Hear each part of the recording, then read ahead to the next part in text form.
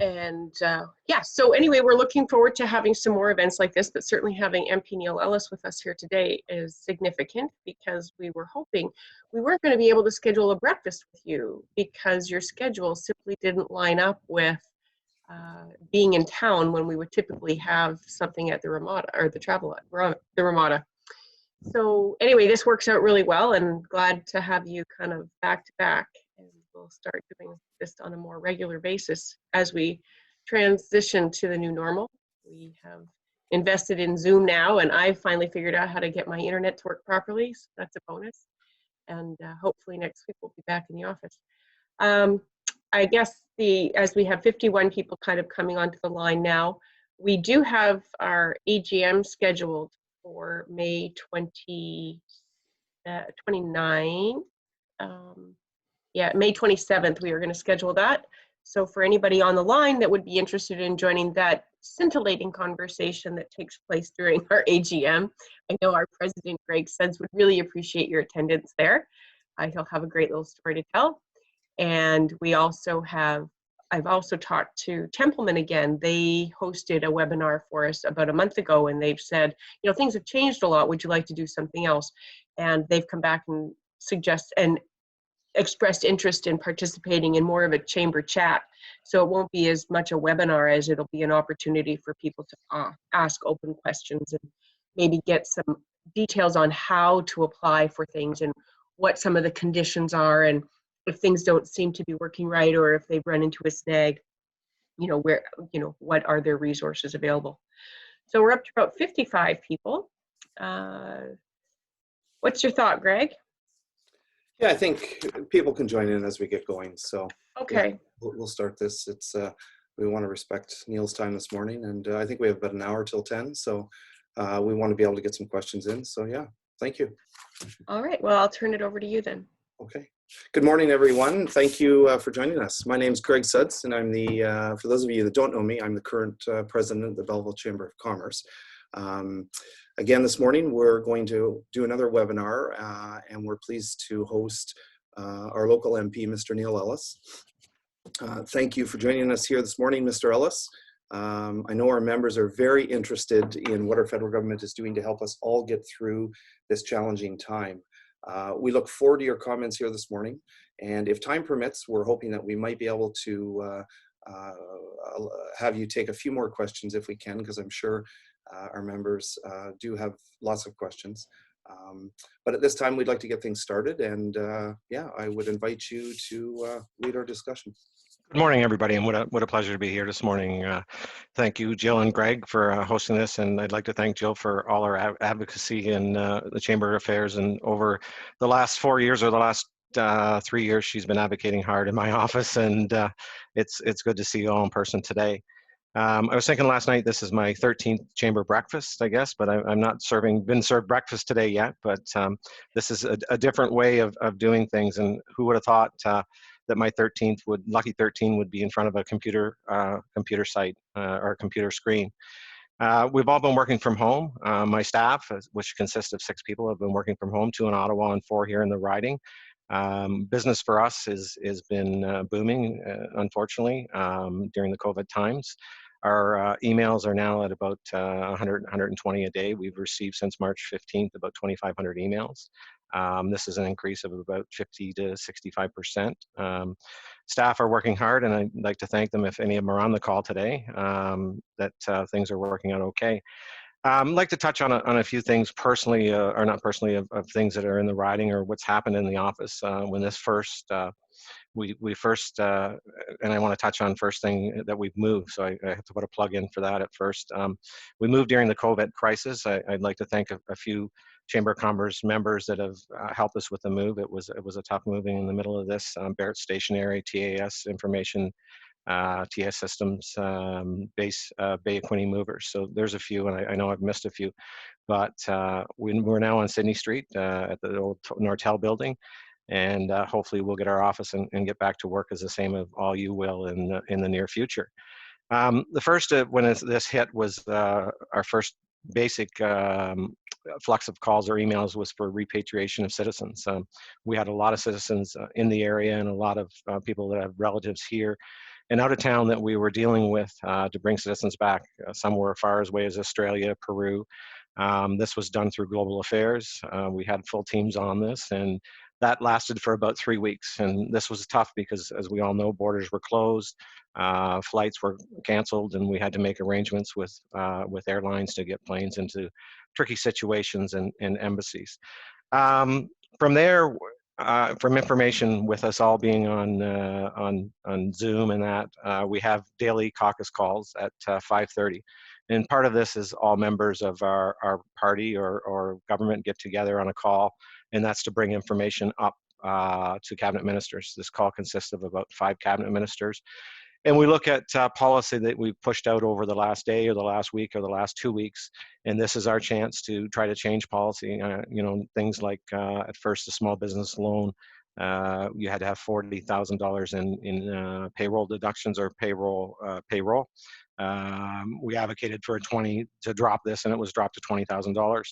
We can't get everything changed, but there are some policies that if people are slipping through the cracks, and we've been able to advocate for them, and people that we've missed. For example, yesterday, and I'll talk about this later in my chat, was an announcement for farmers.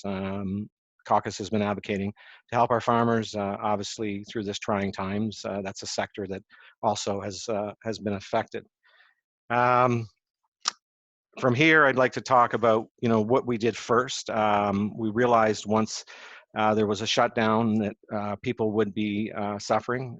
First of all, would be employees and employers also. So first of all was to get cash and cash flow out into the riding and out across through Canada.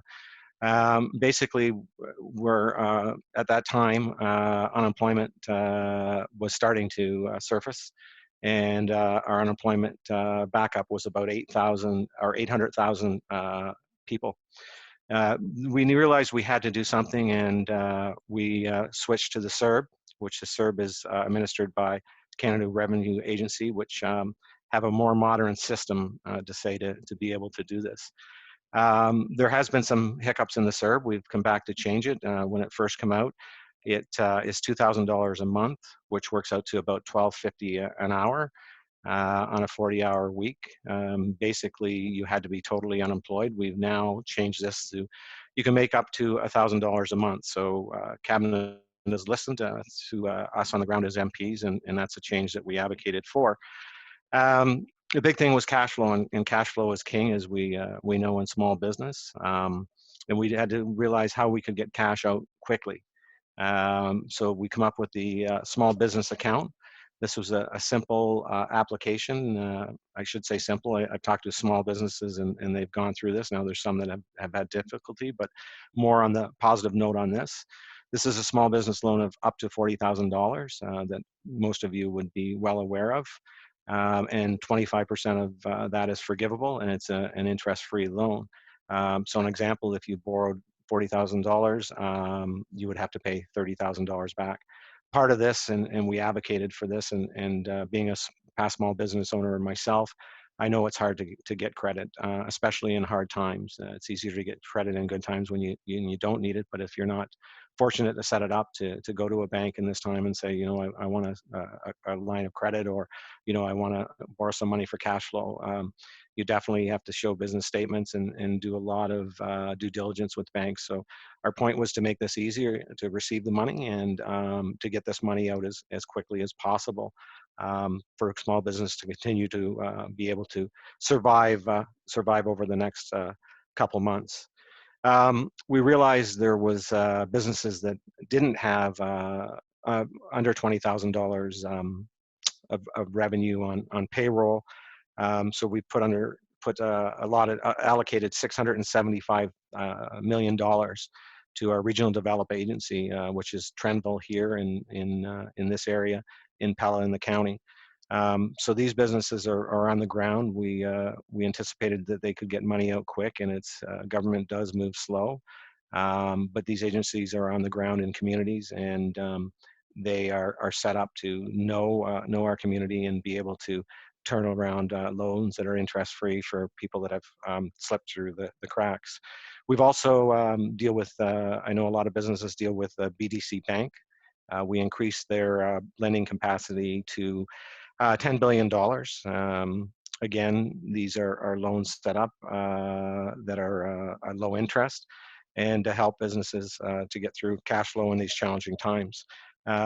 Some of the policies that we've put out in the last couple of weeks that small businesses have been asking about is the wage subsidy. Well, first of all, there's a 10% wage subsidy for payroll deductions for any businesses. And we have deferred income tax, which is till August 31st. All GST payments, custom payments also have been delayed to June 30th. Canadian wage subsidy is if your gross revenue is declined by 30%, the government covers 75% of wages. This works out to the maximum of about $847 a week, and I believe it maxes out at around $55,000 to $58,000 in payroll. This is to keep people at work. I know I've talked to a few business owners, and they've slowed down, but are still holding their staff and have trying to keep business going. This policy or this will be able to keep small business to keep many employees and have the wage subsidized by the federal government.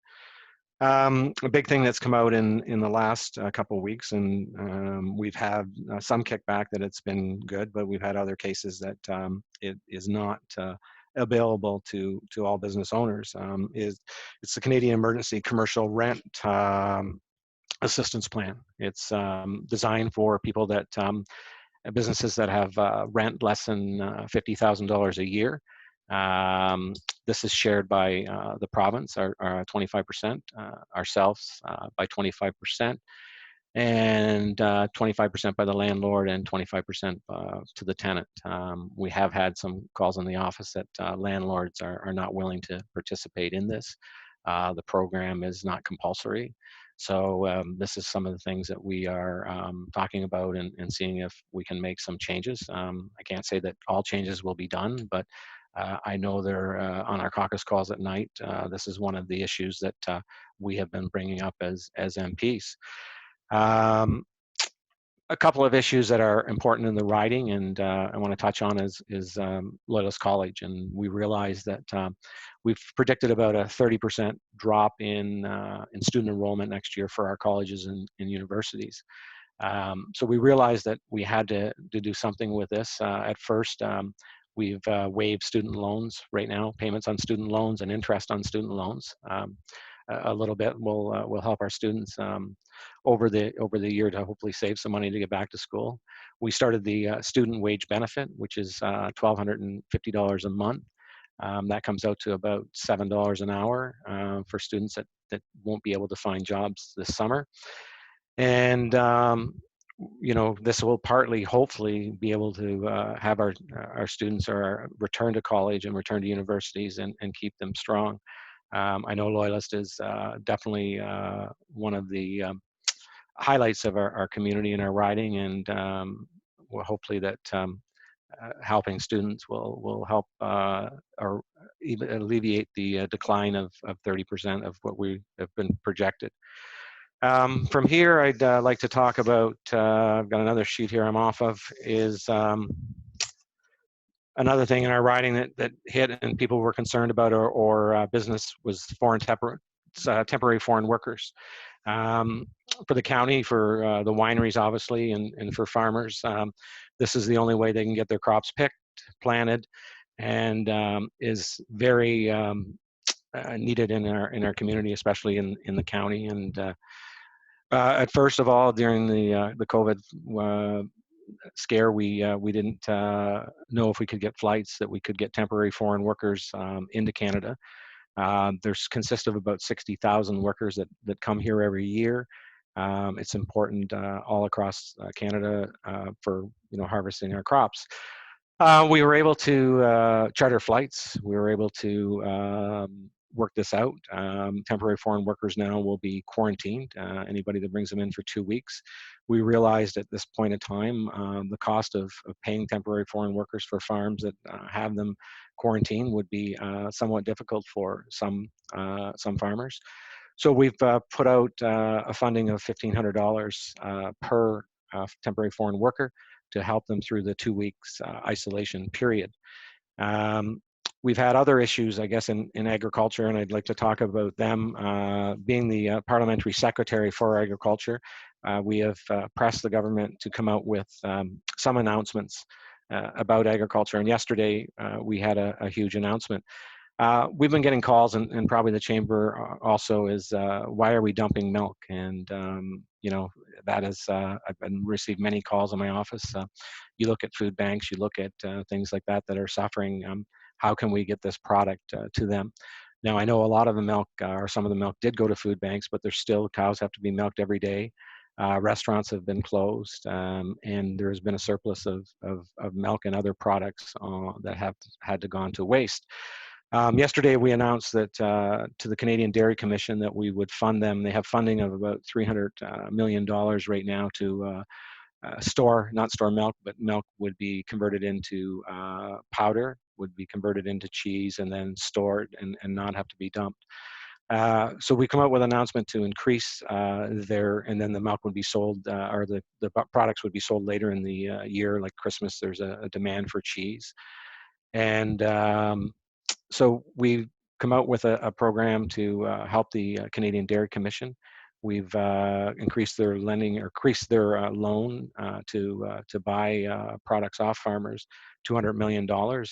They are close to being maxed out on what they have now. So hopefully this will help the dairy sector and help us get through these times. There has been a slowdown or problems with processing of cows and hogs.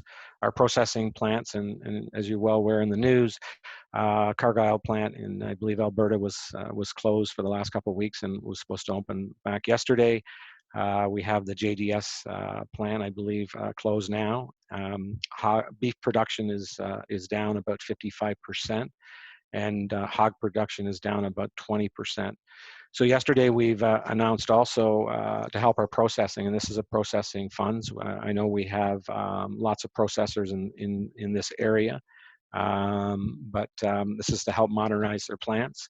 Hopefully they can turn production around and be able to automate. This also is to help purchase PPE equipment and to modernize their plants to combat against the spread of COVID and social distancing in their plant. This funds is funds allotted to $77.5 million, I believe, and hopefully this will speed up processing and help us with food insecurity, as we're well aware of. Many packing plants in the USA have also closed.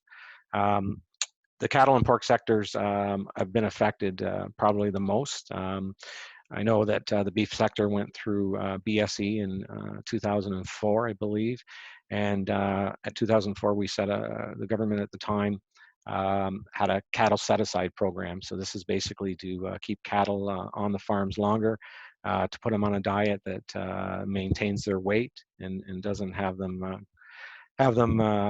has them ready to be sent, and this is to get the bottleneck out of the processing plants.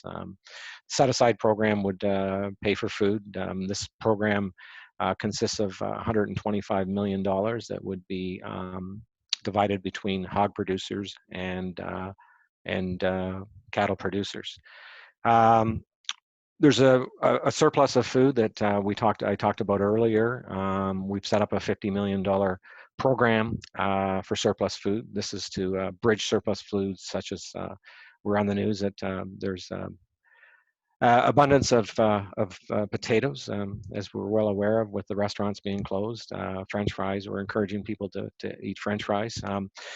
So we definitely, what we've set this up is to distribute food to food banks, to distribute, buy food off farmers, and distribute it and bridge gaps that are needed out in not only our community, across Canada. There's a shortage of labor in farming. There's always been a shortage of labor. It's, I believe the unemployment rate is, with meat packing plants considered in this, is about 17%. I think that's a figure in normal times. So we've done a few things. We have a youth employment strategy. Talk about Canada Summer Jobs. I know that we're getting calls in the office that people still plan on hiring students. Before it, for nonprofits, it was 100%. For small business, it was 50% of the wages that we paid. We've increased that to 100% of wages. So if anybody is interested, well, the application is closed for that. But hopefully there's some people that are here this morning that are going to hire students and take advantage of the plan. On the other things that we've talked about or at caucus, seniors and low-income seniors have been affected, and all seniors and all of us have been affected by rising food prices. Other things such as costs of day-to-day living. First, we've to low income, we've doubled the GST credit. A lot of seniors still do collect this, but there has been a lot of talk about more plans coming for seniors in the next. So we look for that, whether it's a raising of the GIS, which was a campaign platform promise, and that's probably where we're going to see going next. I think that's about the end of what I have here. There's a lot of other policies and things that we're doing for small business, and I just didn't want to read them and go through everything, but I can open up the floor for questions now, or I don't know, Jill, what you wanted to do next. Yeah, so we had a few that people submitted in advance, and certainly we would start with those, I think. And for anybody who's on the line right now, you'll notice at the bottom of your screen the bar that suggests Q&A. If you want to place a question in there, Lisa is watching them. You can actually review them to see if there's a question that is similar to the one you already want to ask, and you can upvote that question as well. So that will try to capture the ones that weren't asked in advance. But like I said yesterday, we had sent, as we did with Todd, we sent the questions to you in advance that we had, so you would be able to prepare some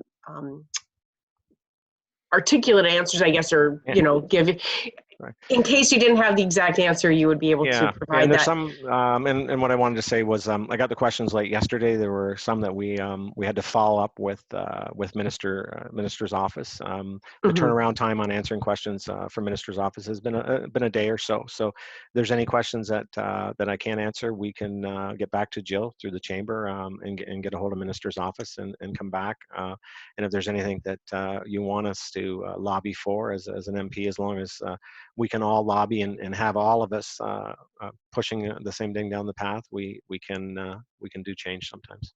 Yes, I would agree. So I think one of the thoughts in terms of a lobbying perspective is that there seems to be a focus on a specific time frame, but we're hearing that some businesses won't feel the full effect of the closures until after the summer season's passed, because they weren't able to generate enough revenue to survive the next winter. So overall, with any of the programs, do you see dates or deadlines or limits being relaxed in order to support legitimate claims, higher penalties when misused? And that's something that we've been discussing over the last little bit at caucus. When is this over with, and how far are we going to extend this? We've put in, I believe it's about $150 billion right now to fight COVID-19. Most of this have been in payments to the CRB program, and loans obviously are part of that. Also, extension of this, what we need to look at is a slow shift, and I think the economy is going to open up slower than I think some of us anticipate. So it's going to be tough to cut people off, and our thoughts are, do we wean them off, or do we extend programs? Our concentration is to keep the economy as strong as possible. Before we went into this, business was, the economy was booming. It's important to come out on the other side. There's been talk right now that we are in a recession. Hopefully it doesn't come to the D word. But I think government right now would look at extending most of the programs, because we need to come out of this on the other side. Fair enough. And I think we all want to express our gratitude for how quickly and nimbly the federal government has kind of stepped up, and how the programs have changed when they needed to and have modified. You know, the 10% to the 75% wage subsidy was a huge win from an advocacy perspective. So thank you. And we knew we had to move quick. You know, obviously, the federal government has fiscal capacity where a lot of the provinces don't. So you know, we've taken this on, and you know, I think overall government. It's always frustration. When I was mayor, I thought government moves slow. When I got into this role, I'd even move slower. So the turnaround time has been you know, I would say next to phenomenal. It hasn't. It's still, you know, been longer for some people that have been distressed, but you know, overall it's moved quite quickly. Right. So we do have some specific questions, and here's one, I guess, that, you know, what steps are going to be taken to catch cheaters on the CERB program or the CERB? Is there a snitch line going to be set up, or, you know, and this is, I mean, from an employer's perspective, the cheating is rampant. So if people aren't returning to work, what is there in place to protect an employer who would like to have someone come back? Yeah, and I guess you know, I'll play kind of the devil's advocate on this. It is easy to cheat on it, but you know, we felt that we had to get money out quick and to go through a UIC process, unemployment insurance process, to fill out the forms, to get the employer forms. It just wasn't possible to get money out quick. So this is an honor system. CRA, if anybody's sitting in the room here or on the TV screen or computer screen, they catch cheaters, and obviously if you've been audited or gone through that process, they have records. They're able to find people. So we anticipate there'll be a review process initiated by CRA. It's you know, to get overpayments back. Some people filed for UIC at the same time as they filed for the CERB, and they ended up getting double payments. Hopefully they saved those payments. We'll be sending them back. We'll figure this out at income tax time. You know, the system, again, as I say, it was set up to get money out quickly. That was the main thing. People were, you know, not being able to put groceries on their table, you know, not being able to make ends meet. So the question was, do we weigh it? Is there going to be fraud in the system, and get the money out quickly, or do an unemployment insurance process and money takes weeks to get out? So we chose to do the CERB. Snitch line is, you know, is probably an idea, but I think that, you know, Revenue Canada have programs in place that they won't catch everybody, but I think there'll be a lot of people that are disappointed that you know, that they are caught on this, and they will have to pay the money back in full. Fair enough. And then to the other side, there are business owners who collect a dividend, and these have been excluded from the services. Do you see this being adjusted? I know we talked a little bit about this yesterday. Yeah, and I think that, again, at caucus calls, this is one of the big things. It comes up every night. You know, the finance minister was on the call the other night, and this is one of the things that was brought up. You know, he said basically with holding companies and things like this, it was a little more complicated and internet connected and complicated issues. It's an issue that has been raised by a large majority MPs. I know that the finance minister is looking at it. Another thing that's been raised too on the small business loans, you've met, and there's a lot of small businesses that have met the criteria but don't have a business account, and you're not entitled to the loan unless you're set up as a business account. And a lot of banks and small rural communities have let farmers, you know, put their payroll through this. We've got plumbers, we have all types of small businesses, Jill, and I would think that you know a few too also that have been refused from the loan as simple as they don't have a business account. And that's one of the things that I've been pushing hard for and saying, you know, it's unfair. We've, you know, we have people that are running small business that are doing $1 million in payroll and doing it through a personal account. So these are some of the things that we have to look at, and hopefully we can solve some of these issues. Yes, and we've kind of wondered if that's an opportunity for us to provide even some of our members with some background information on, when is it a good idea to incorporate, or when do you move from, even a bookkeeper to an accountant, and how do you manage your books from that perspective. So that may be something we certainly try to help our membership with, especially the smaller businesses, because you don't even know kind of when you're big enough, right? Yeah. Every business owner we talk to doesn't always, rarely anticipates the growth. And when it happens, it's wonderful. But when it comes to a time like this, all of a sudden you go, gee, did I do it the right way? Because sometimes you're just running all the time. Yeah. Here's another good question. For a nonprofit with different sources of funding for different programs, where not all have been impacted by impacted due to COVID-19, are you able to apply for the 75% wage subsidy for just a portion of your staff? Is it possible to apply for specific employees? And I think this is on the side of trying not to cheat. yeah, and my answer to that would be yes. I'm not, I'm probably 95% sure on that. Nonprofits have been opened up to this program. If they have certain programs that obviously they're going to have to lay people off, but people are still working, and they would have to lay them off because of this. I would think that they would qualify for the program. If the person is laid off already, they would have to bring that person back to work before they can apply for the program. It's something that has been announced over the last couple of weeks. I know there's been some hiccups in it, and there's been, again, whether there'll be policy changes on it. We don't change things for 4 or 5 people, but if it's Canadian Chamber obviously lobbies for things like this. So if we hear it a lot, that's how change gets made. Okay, very good. So now you talked a little bit about the CECRA or the CECRA. And the idea that their landlord informed them that until the legislation was passed. So has it been confirmed that this is going to be, I know that the application process probably won't be initiated until mid-May. So is it passed? Is this a firm thing? It's a firm thing. Again, we're having some issues, or not issues with it. We've heard some feedback, here personally in the riding.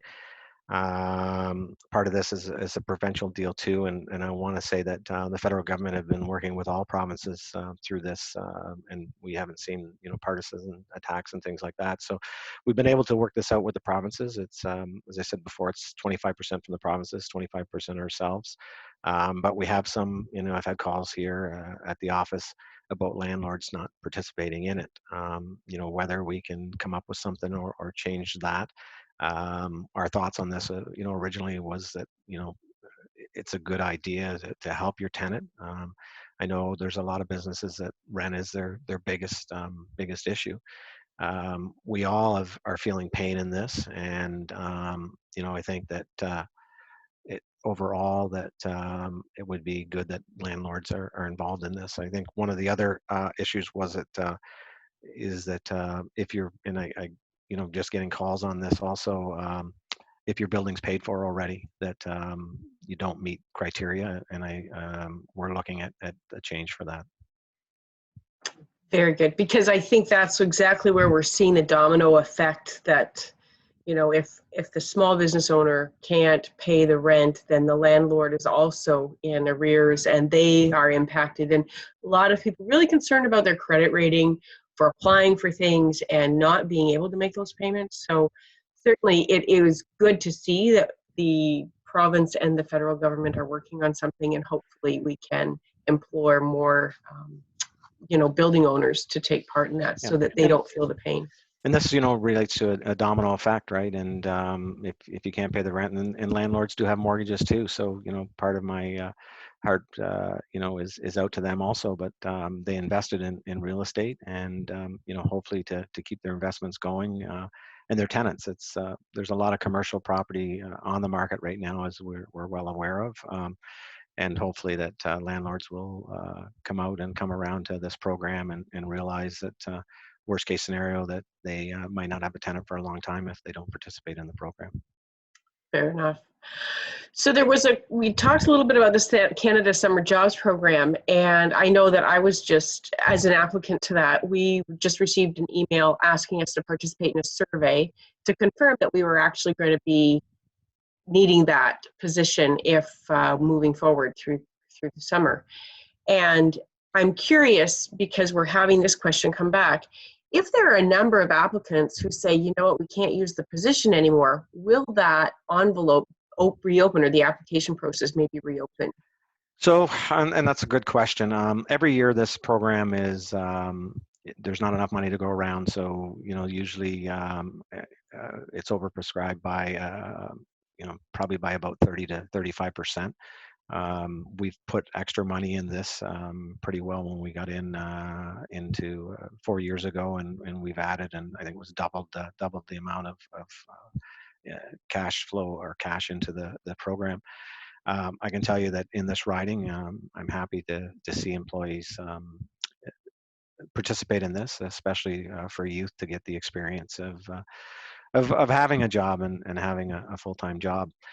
The issues with this, when we went through our list, we have a lot of daycares, summer camps, and we don't really know what's happening with them now. And so the list has gone through, and it's approved by the federal government, and we're looking at now, is there going to be any more cash added to the funds? Obviously, with it being 100% paid for, there's a lot of businesses now are saying, this is a no-brainer to pick up a student for the summer.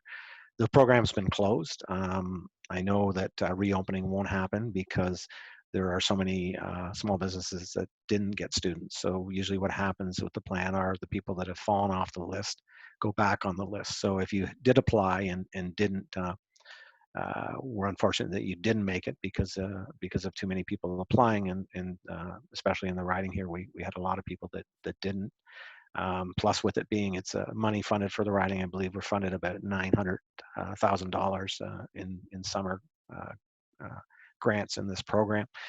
So with it doubling and only being 50%, the problem is that cuts, with not an increase, it cuts the amount of students that we can hire. Part of the thinking behind this was that we wouldn't have as many students working this year with the way things have been closed. Students start, they would be starting, in May and very shortly, and we still don't know how the economy is doing. So a lot of us have been lobbying the government or cabinet, I guess, for an increase in the summer jobs program. It's yet to be seen. I think that we have to see how the program goes and see how many employers do take the ones that have been allotted for them, and then that extra will go into allotting more students. Very good. Okay, thank you. And is there any offer in place? When will applicants hear about those results? Because I know that we. Yeah. So on the Canada Student Summer Job, what will happen is they will phone you out of. And what happened last year, we had in previous years, we had a few companies that didn't take their summer students or camps. They couldn't get open due to flooding and things like that last year. So what happens is they just took the people off the bottom of the list, didn't make it, and just went down, and those are the people that qualified. So they would have qualified later. We've extended this program also that you can keep your students, I believe, to January or February, something like that. So the deadline is extended that you can keep them longer. Okay, but when should you hear? Like, I haven't heard anything whether or not we were approved. So I keep getting emails saying that don't take this email as a confirmation, but it sounds like I'm still in the running. Yeah, I would think the office would probably know shortly in the next, usually we get it in the next week or two. And then they asked me to call a few employers, and I do take some time and can't call everybody, and then it's announced usually the next week. So what I can do is ask Adriana's staff if anything's showing up. If anybody are looking for the students, send the office an email, and maybe the list is there and we can tell you, or if not, tell you when it's going to be open. Okay, thank you. Is there any offer in place for Indigenous students? Yes. So basically, we've done a bit of the programs. Again, are open. So what we've done for regular students for for the $1,200 payment. That is open to them. The CERB is open. But we funded, I believe it's $75.2 million to Indigenous-based schools or universities, post-secondary education, pardon me. So that would be part of the school fund. We've also funded, I believe it's $305 million in Indigenous support fund for small businesses on reservations. And then there was support, I believe, of a 200 or 300 million support for food insecurity, also for education to support children and preparedness for COVID-19. Okay. And of course, one of the biggest challenges is the idea of what will happen for taxpayers. Is the HST going up?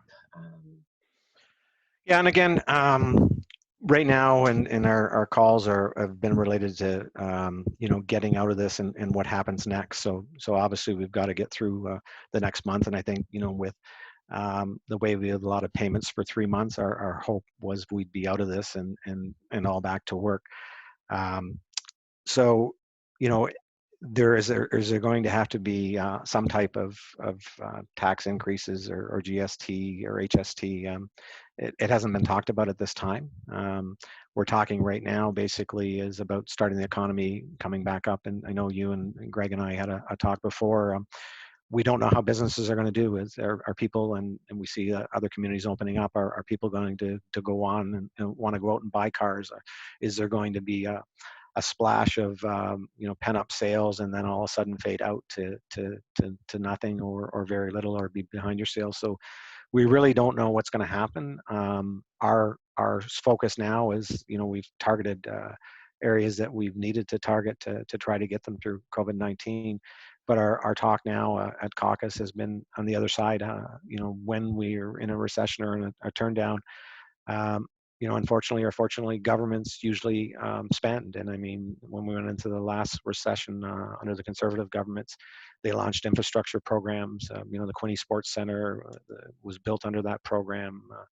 So talk now is what's going to come out on the other side. We do have, I believe it's $80 billion infrastructure fund that was, don't hold me to that figure. I haven't been thinking of the old figures, and it's all been COVID. That has been announced, and we've been putting infrastructure into the city and into the towns.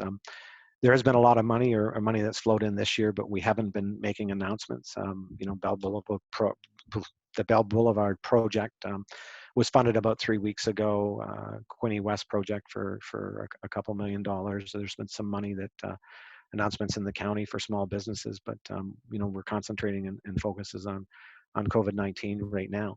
I think the big thing again is what supports are the government going to do when this is over with. I think it's a role that we do come out with some type of infrastructure plan, and I think small business will follow behind us. And when we get the economy back up and firing, we'll have to look at times like this. But I don't know if that was a suggestion. I see the HST question. I can the finance minister should be on a call in the next couple of weeks. I can say that came from the Belleville Chamber, and it's not an ask. It's not an ask. Okay. You don't have to lobby on that behalf, I don't think. Yeah.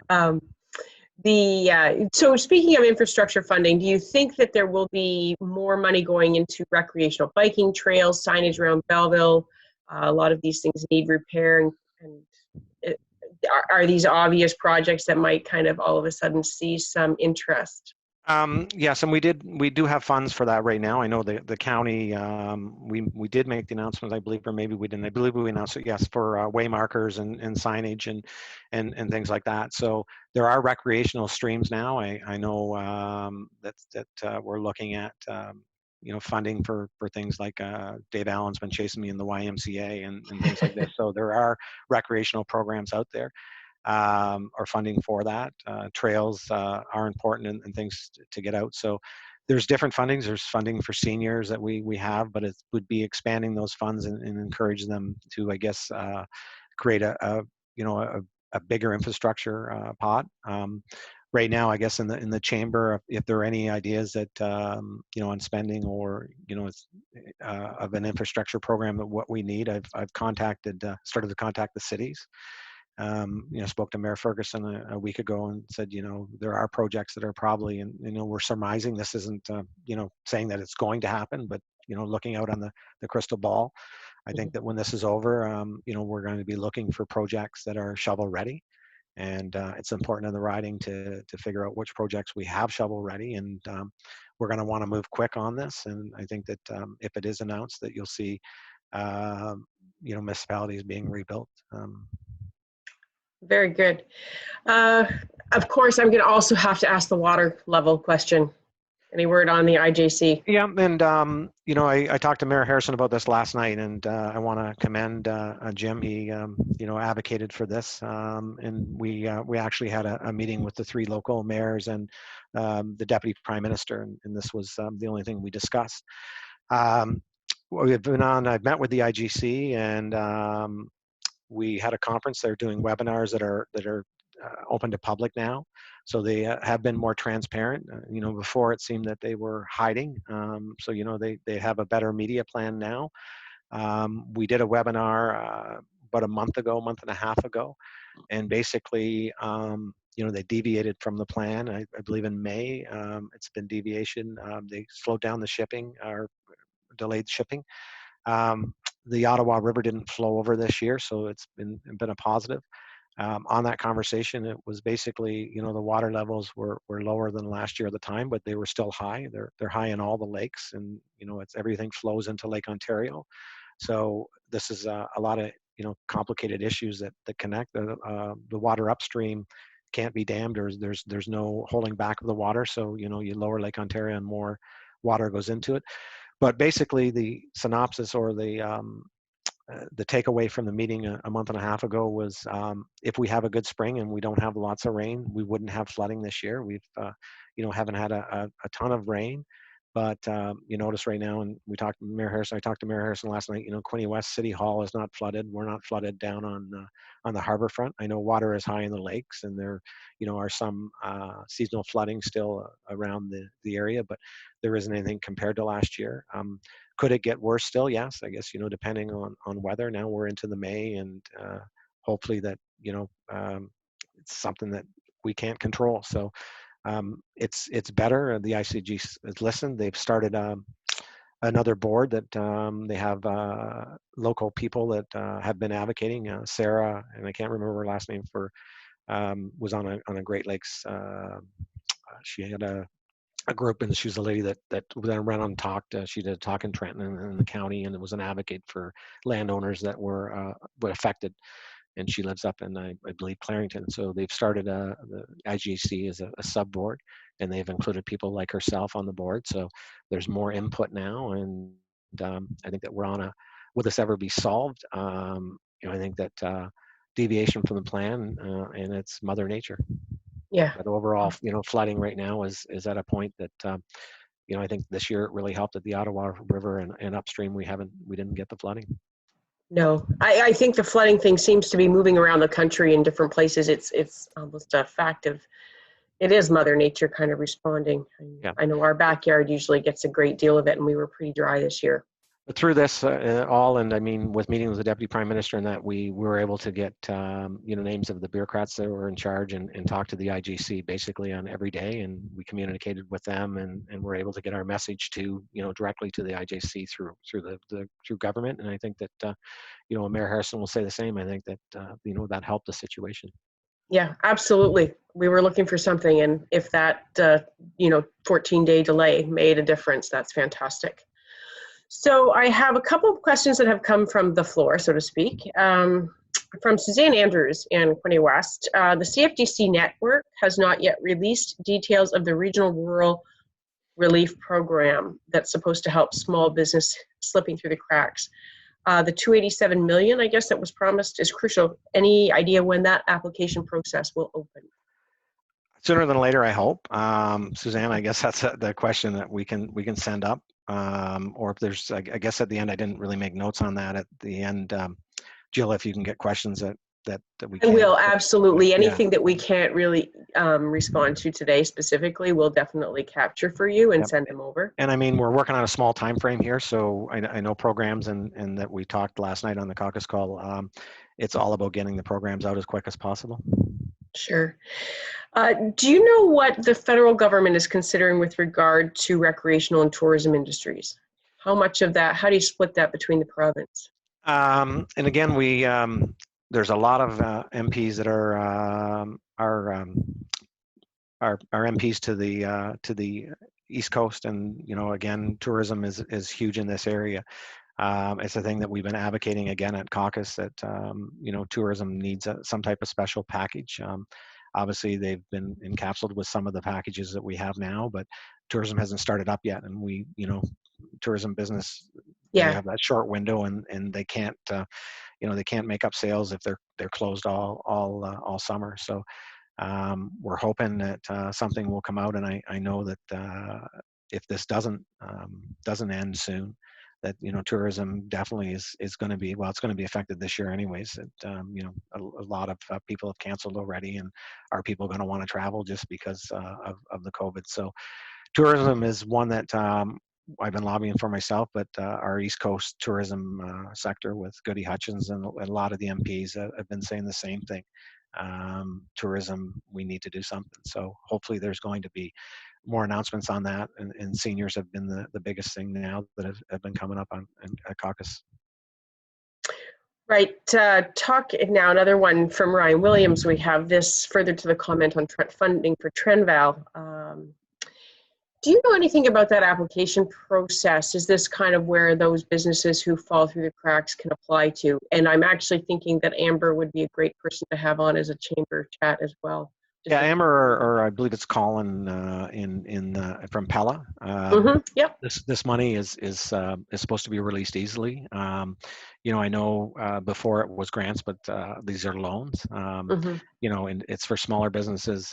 So hopefully it's the same process that the small business loan of the $40,000 loan was. That application process is not the red tape that we have, and it would be good to probably contact and have Amber on to explain the process.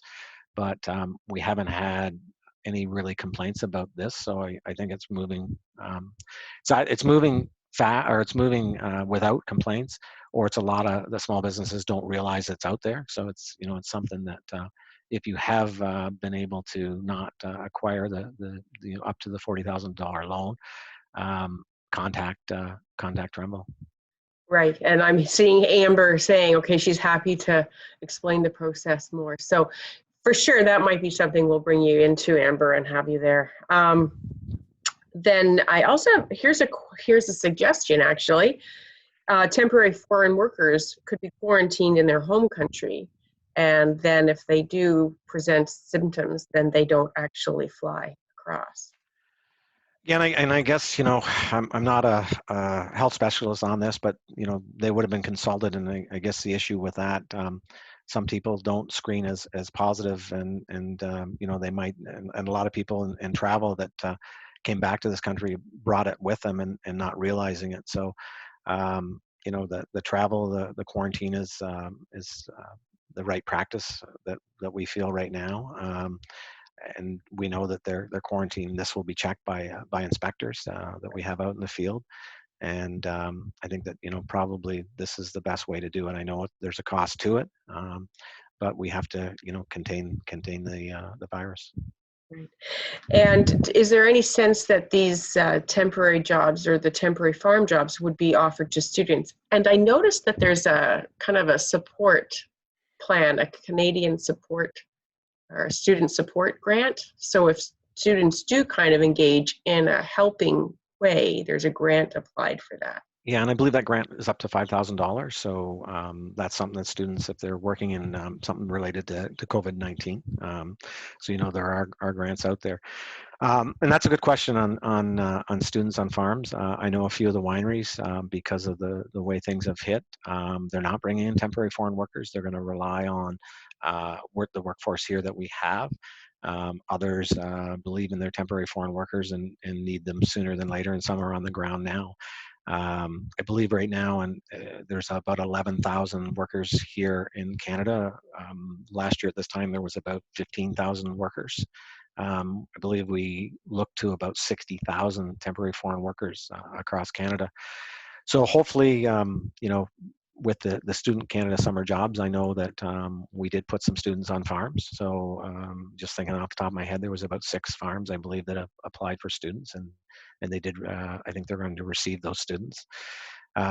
So it's all about where farmers or the agriculture producers want to go with this. I think that it's tough to get them in still. So, you know, planes from Mexico and things like that have been able to land. But stuff like Thailand, that we have temporary foreign workers, it's going to be more difficult. So, you know, I think that farmers in general and businesses have to have some type of risk management on this. And, you know, to look at our labor force here, I've always been saying that, you know, we do have one of the best labor forces in, not in just in Ontario and Canada. When you go into plants and see that people have worked there for, you know, 20, 25 years, I'll put our labor force against anybody's. Well, thank you. So we've got about 2 minutes left, and I just wanted to say, is there any sense that for businesses who truly have lost 100% of their revenue and will never be able to kind of catch that back, it wasn't based in inventory, it's based on services, is there anything like a CERB that isn't a loan that might be offered to support or bridge some of the expenses those businesses have incurred over the course of the past 6 months? And I guess, you know, right now is besides the CERB that is open to small business owners, there hasn't been really any talk about, you know, the ones that have really fallen through the cracks and if they're going to make it. That's a great idea, Jill. It's something that, you know, I can elaborate on and send to the cabinet ministers. But the you know, things right now is, you know, hopefully, and you know, hopefully all businesses are going to survive. But in reality, when we talked about this last night, there's some of us that there are some of them that aren't going to make it, and that's the unfortunate thing. I would think, you know, the longer this lasts, the more difficult it'll get, and will we have to expand programs? I believe this CERB is costing us for 3 months. It's a figure I heard is about $70 billion for that alone. So we have to be fiscally responsible. I know that we're not going to be able to catch everybody, and hopefully we can do some policy changes that will help people that have fallen through the cracks. And yeah, I think that we talked a little bit about how there are victims across this, both those who have lost their lives, but then we have those in the chamber world who may lose their business. So on that note, we'll collect any remaining questions and we'll forward them to your office. And I'm just going to pass it over to Greg to say goodbye and thank you. Thanks, Jill. Neil, thank you very much. We certainly appreciate your time this morning, and I think this certainly was valuable for our members, those that were able to join us, and thank you for taking our questions, and yeah, enjoy your day.